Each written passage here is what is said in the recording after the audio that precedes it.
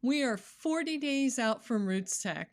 I am going to share my plans with you to get ready for this big event, and I'm hoping that you share your plans with me, and let's get ready for the Super Bowl of genealogy together.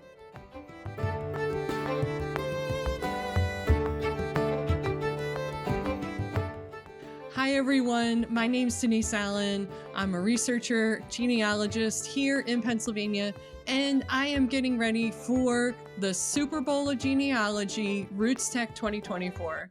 This year, the event runs February 29th through March 2nd, so we are just about 40 days away, and I am going to share what I'm doing right now to get ready for this event.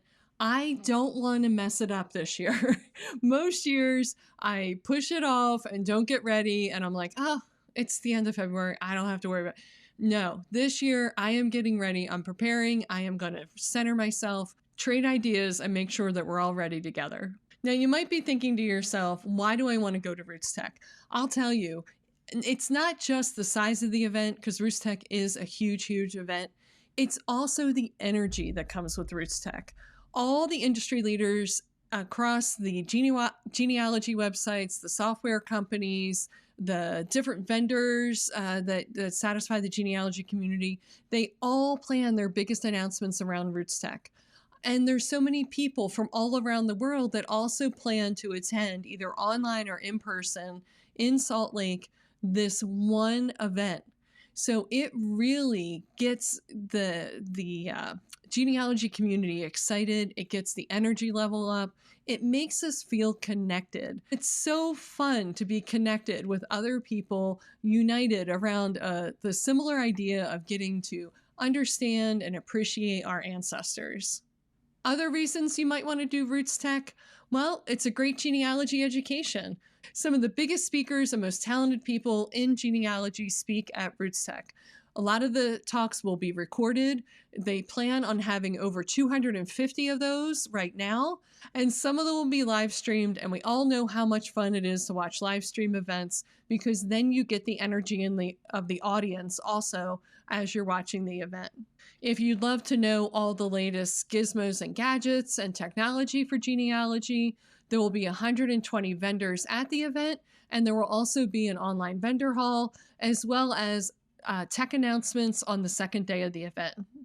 So those are just some of the reasons why you might want to go to RootsTech, but the biggest reason of all is just to treat yourself to a genealogy weekend.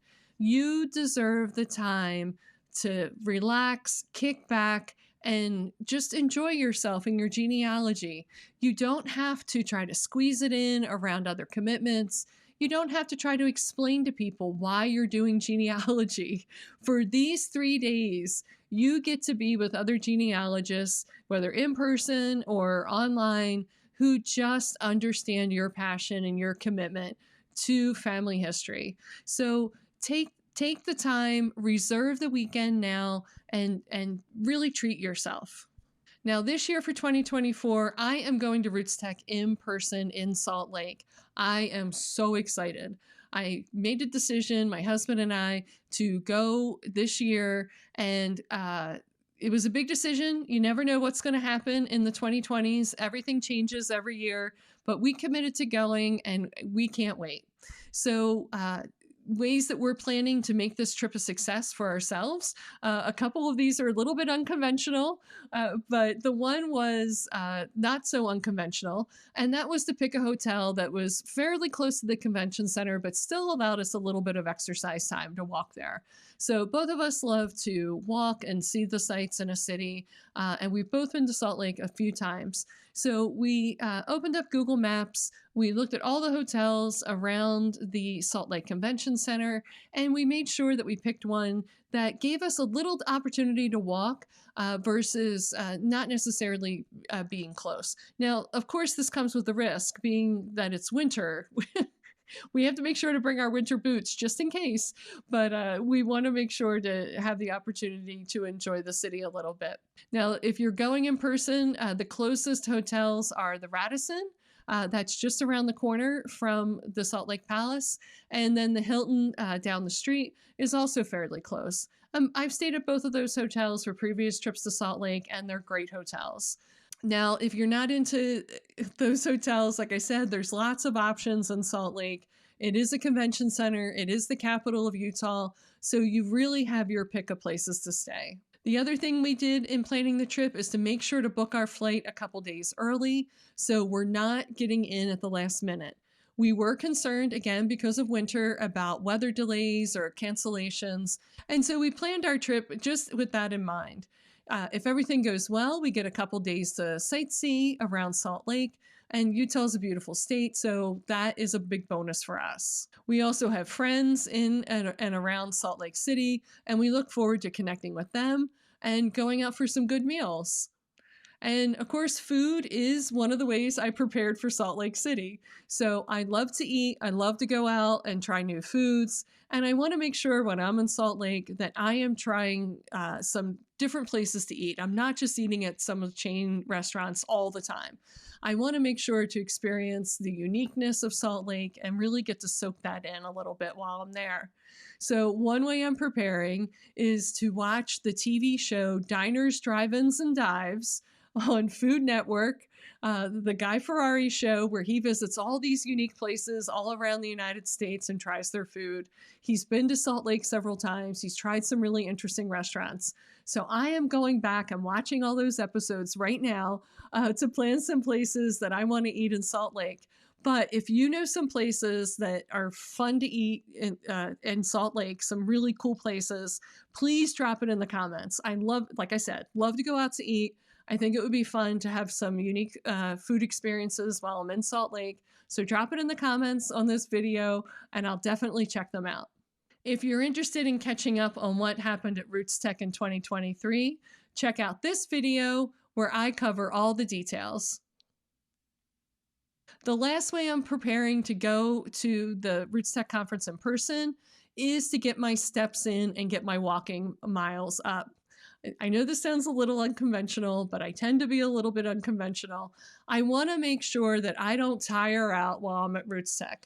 It's a big convention. There are 120 vendors there, as I mentioned, and that's a lot of walking in the vendor hall. There's also 250 classes. So there's a lot to go back and forth to and walking to the hotel. So I am getting my steps in now. My physical fitness plan to get ready for RootsTech is to do 7,000 to 10,000 steps a day to get ready. I'm doing that both on the treadmill as well as outside. Like I said, getting the steps in.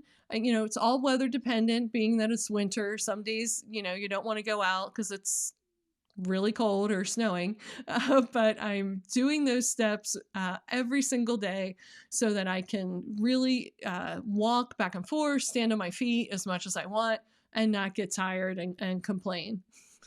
Who wants to be around somebody complaining at the world's biggest genealogy conference, right? So that is my physical fitness plan.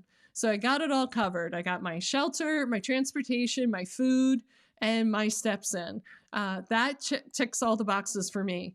If I am forgetting something that I need to do to prepare right now, 40 days out, please drop it in the comments. The next thing that's coming up is to plan the classes, but that's coming out, I think, in about 10 more days. So I still have some time to get ready for classes, but anything else that I need to prepare, please drop it in the comments because other people are going to watch this video and you're going to help them out too. Now, if you're not going to RootsTech in person, that means you're doing RootsTech on the computer. You're doing it at home, but that doesn't mean you have to be alone for RootsTech. Here's some ways to enjoy RootsTech and still get that energy and that community feeling.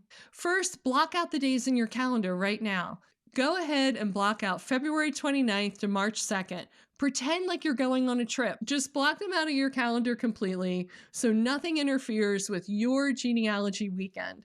Remember, this is your time to recharge, re-energize, and connect, and really treat yourself to something special. The conference runs from 8 a.m. to 5 p.m. Mountain Standard Time. So if you're on the East Coast, that means 10 a.m. to 7 p.m. So if you really feel like you have to squeeze something in the day, you can do it early in the morning or late at night. But you want to make sure to leave that time just for you.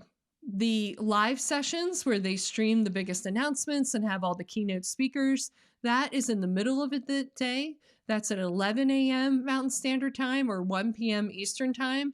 So you want to doubly book yourself at that time to make sure not to miss those announcements and that live stream.